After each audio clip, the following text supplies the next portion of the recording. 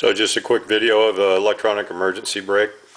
I've got it installed right now. So what I did was, you see the bracket here, you'll see pictures on the website on the emergency brake page. And what I did is I took the emergency brake, and because of the way the cable here mounts, it was a real nice way to have the cable in here, plus the holes for this mount are already there for the original Corvette emergency brake. So what I did is I drilled apart the assembly for the emergency brake, and then I kept the mount part here, and then I cut this area off, and then I took the actuator and I welded a bracket.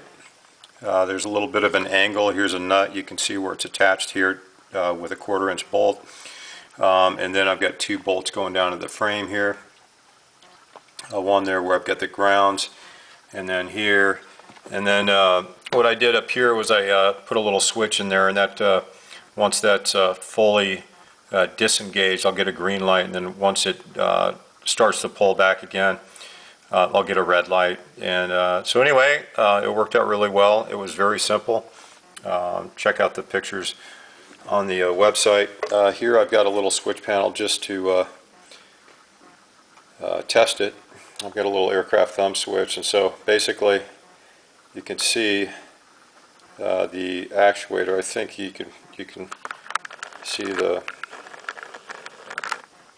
that's where the switch is, so you'll see that disengage, and then the light will turn green. So here's a thumb switch, and I'll try to, and then I have the red light in the back position, so here I'm going to bring it, and you can hear the motor start to draw when it's tight. That's 225 pounds of pressure, so I don't pull it all the way, so I'm going to have to listen to it. Ideally I'd have a limit switch, and then I'd set it up with a limit switch, but I can hear it in the car, and I probably won't use it that much, but you'll see the green light come on when it's off again. And listen carefully to the strain on the actuator. So as I'm going,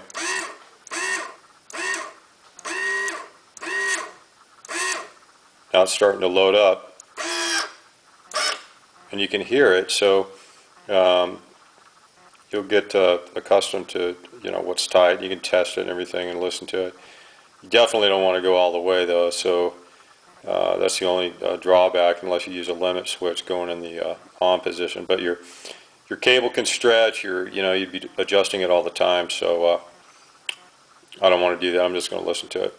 I can hear it better than anything. So there we go. Very easy to do.